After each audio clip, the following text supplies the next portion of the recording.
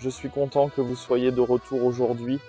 Aujourd'hui, nous nous trouvons à nouveau dans le Kurpark, cette fois devant le petit château. Nous l'avons choisi aujourd'hui parce que notre petit château a lui aussi un certain passé franco-allemand. En fait, il a été construit pour notre prince électeur Wilhelm, afin qu'il puisse prendre un peu de repos ici, à Bad Nenndorf. En 1806, Jérôme Bonaparte, le frère de Napoléon, qui était en fait le chef du roi de Westphalie. Nous avons invité aujourd'hui le premier président de l'association franco-allemande, Gerhard Borcherding, qui va nous donner quelques informations sur le thème de l'association franco-allemande et, en raison de son passé d'enseignant, certainement aussi quelques informations intéressantes dans le domaine de l'histoire. Amusez-vous bien et soyez curieux de savoir.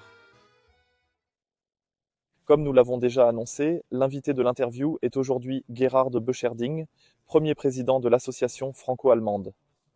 Gérard, parle-nous d'abord de toi et de l'association franco-allemande, puis nous irons nous promener dans notre parc de Cure, devant ce magnifique petit château. Oui, je suis né sur place, plus précisément à Riepen, aujourd'hui un quartier de Bad Nenndorf, et j'ai passé la plus grande partie de ma vie à Nenndorf. Très vite, je me suis également intéressé aux relations franco-allemandes et j'ai adhéré à l'association franco-allemande en 1977. De 1981 à 1996, j'ai été membre du conseil municipal de l'ancienne commune de Bad Nenndorf. De 1991 à 1996, j'ai également été maire. Ce fut aussi l'occasion de promouvoir les relations franco-allemandes avec notre ville jumelle de Doudeville. Après m'être retiré de la politique, j'ai commencé à travailler en 1998.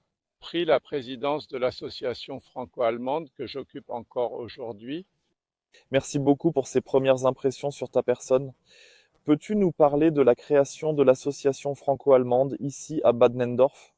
La naissance de l'association franco-allemande est très étroitement liée à la naissance du jumelage entre Bad Nenndorf et Doudeville. Tous les jumelages en Allemagne remontent presque au traité de l'Élysée de 1963 que De Gaulle et Adenauer ont conclu à l'époque en tant que traité d'amitié. De nombreux partenariats se sont développés à partir de là. Le lycée de Bad Nenndorf est en fait depuis 1963 un lycée de Romandie-sur-Isère. C'est à la fin des années 60 que le premier contact avec la ville de Doudeville est né de contacts privés entre des postiers qui se réunissaient à Rouen pour une rencontre internationale de postiers. Les premiers contacts privés ont rapidement débouché sur le souhait de développer un jumelage officiel entre Bad Nenndorf et Doudeville. Parallèlement, dès les premières années des années 70, il y eut des contacts entre les deux villes, à plusieurs visites réciproques. Par exemple, en 1971, les footballeurs du VfL se sont rendus à Doudeville. À partir de 1973-1974, les rencontres de handball ont également eu lieu, ce qui a donné lieu à une relation qui dure encore aujourd'hui. Et en 1976, la Société franco-allemande a été créée, qui avait pour objectif principal de promouvoir l'amitié avec Doudeville et de mettre en place un jumelage officiel avec Doudeville. Celui-ci a eu lieu en 1978 entre les deux villes. Les deux conseils municipaux de Bad Nenndorf et de Doudeville ont signé un document, tout d'abord dans l'enceinte de l'hôpital. Printemps en Allemagne, à Bad Nenndorf, puis une cérémonie similaire a lieu en novembre à Doudeville, à nouveau. Et c'est ainsi que le partenariat officiel a été conclu. Quels sont les avantages que tu vois pour les citoyens de Bad Nenndorf et peut-être aussi de Doudeville, comme ils le font grâce à un tel jumelage ? Oui, il est clair que les citoyens et citoyennes de Bad Nenndorf n'ont des avantages directs que s'ils participent eux-mêmes activement à ce jumelage. Mais en principe, nous sommes une petite pièce de mosaïque parmi des milliers d'autres partenariats. Et ces partenariats sont justement une base pour une nouvelle compréhension qui devait être développée après la guerre, loin de cette terrible idée d'hostilité héréditaire franco-allemande, vers une véritable amitié et un partenariat qui pourrait alors se développer à tous les niveaux, en commençant par le gouvernement et en descendant jusqu'aux citoyens. Si l'on considère l'évolution entre la France et l'Allemagne, il y a toujours eu un côté positif, le respect mutuel, l'admiration. Après tout, nous sommes tous deux issus de l'Empire franc au Moyen Âge. Nous sommes donc en quelque sorte apparentés. Mais d'un autre côté, il y a toujours eu des conflits de pouvoir politique dans lesquels Bad Nenndorf était aussi directement impliqué, dans lequel nous avons vécu entre l'année 1806 et 1813, sous le règne du frère de Napoléon Jérôme Bonaparte, dans le royaume de Westphalie, et donc directement sous la domination française. Le point culminant de la Seconde Guerre mondiale a bien sûr été le point culminant de cette évolution désastreuse. Et après la Seconde Guerre mondiale, il est clair qu'il y a beaucoup de mauvais sentiments du côté français.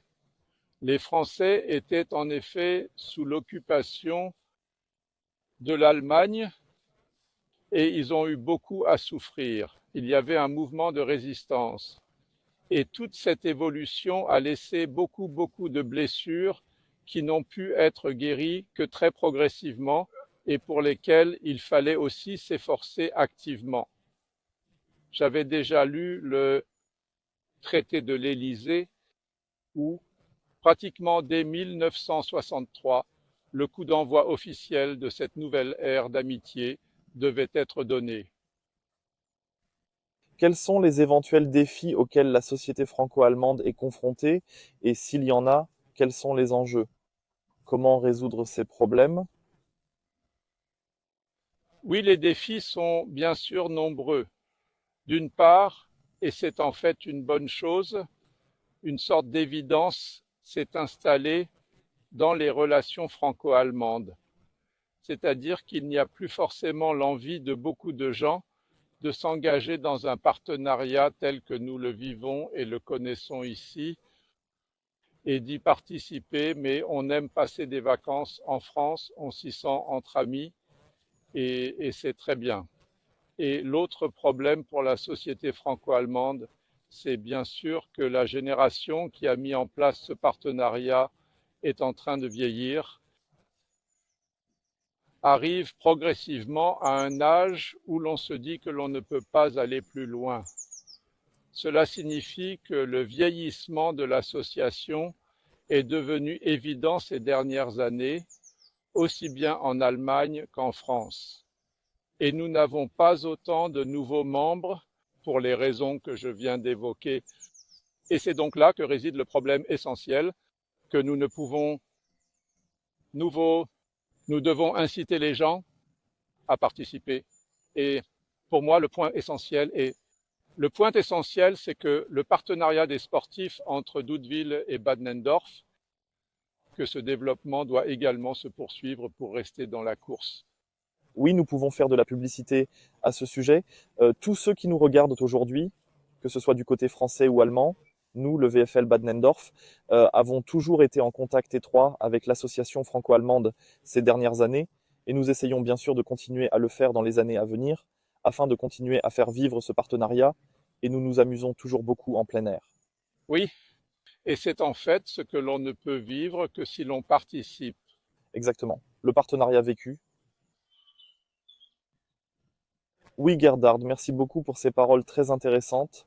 Nous sommes maintenant devant le petit château. Tu l'as déjà évoqué, c'est aussi une partie importante de l'histoire franco-allemande, ici à Bad Nenndorf. Nous espérons nous voir prochainement à Doudeville, où nous voulons nous retrouver tous ensemble. Mais chez nous, c'est toujours l'invité qui a le dernier mot. Oui, je vous remercie également et j'espère que notre entretien contribuera à un développement réjouissant du partenariat franco-allemand. Et bien sûr, je vous souhaite bonne chance et du beau temps pour votre randonnée à vélo jusqu'à Doudeville. Oui, merci beaucoup.